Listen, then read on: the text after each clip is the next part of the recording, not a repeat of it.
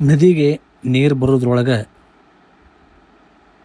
ಪಿಲ್ಲರ್ಗಳು ಮ್ಯಾಲ ಏರಬೇಕು ಅನ್ನುವಂಥ ಕನಸನ್ನು ನನಸು ಮಾಡಿಕೊಂಡರು ಇವತ್ತು ರಬಕವಿ ಬನಟ್ಟಿ ಮತ್ತು ಮಹೇಶ್ ವಾಡ್ಗಿ ಜನತೆ.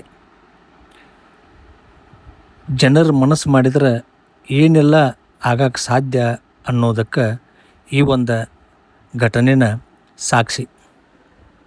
ಸಾಕಷ್ಟು ಅನಾನುಕೂಲತೆಗಳಿದ್ದರೂ ಸಹಿತ ಎಲ್ಲರೂ ಒಂದಾಗಿ ಸಮರೋಪಾದಿಯೊಳಗೆ ಒಂದು ರೀತಿಯೊಳಗೆ ಹೋರಾಟ ಮಾಡಿ, ಉಪವಾಸ ಸತ್ಯಾಗ್ರಹ ಮಾಡಿ, ಆಮೇಲೆ ಊರು ಬಂದ್ ಮಾಡ್ತೀವಿ ಅಂಥೇಳಿ ಬೆದರಿಕೆ ಹಾಕಿ ಪ್ರತಿದಿನವೂ ಹಗಲು ರಾತ್ರಿ ಕಾಮಗಾರಿ ನಡೆದ ಸ್ಥಳದೊಳಗೆ ಬಿಡಾರ್ ಬಿಟ್ಟು ರಾತ್ರಿ ಏನೋ ತೊಂದರೆ ಆದರೂ ಅವರಿಗೆ ಕೆಲಸಗಾರರಿಗೆ ಏನೋ ಕಡಿಮೆ ಬಿದ್ದರೂ ಸಹಿತ ತಮ್ಮ ಸ್ವಂತ ಹಣದಿಂದ ಸಹಾಯ ಸಹಕಾರ ನೀಡಿ ಕಾಮಗಾರಿ ಭರದಿಂದ ಸಾಗಬೇಕು.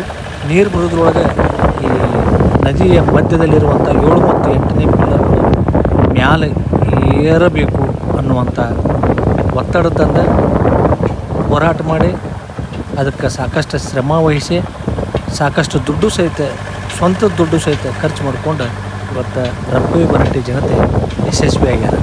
ಮಹೇಶ್ ವಾಡ್ಗಿ, ರಬಕವಿ ಬನಟ್ಟಿ ಜನ ಎಲ್ಲರೂ ಬಂದಾದರೆ ಏನೆಲ್ಲ ಸಾಧ್ಯ ಅನ್ನೋದಕ್ಕೆ ಇದೊಂದು ಉತ್ತಮ ನಿದರ್ಶನ.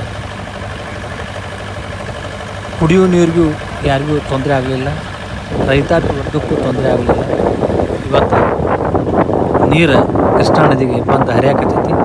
ನೀವು ನೋಡ್ಬೋದೀವಿ, ನೀರಿನ ಮಟ್ಟಕ್ಕಿಂತಲೂ ಪಿಲ್ಲರ್ ಮ್ಯಾಲೆ ಹೋಗೈತಿ.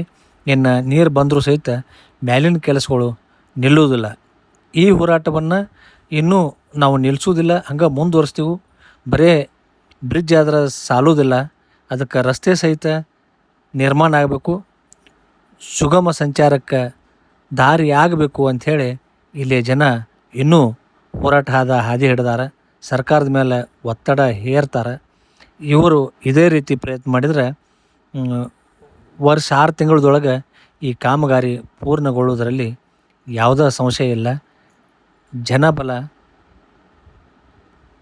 ಜನಬಲ ಇದ್ದರೆ ಏನೆಲ್ಲ ಸಾಧ್ಯ ಅನ್ನೋದಕ್ಕೆ ಇದೇ ಒಂದು ಉತ್ತಮ ನಿದರ್ಶನ. ಜೈ ಜನಶಕ್ತಿ.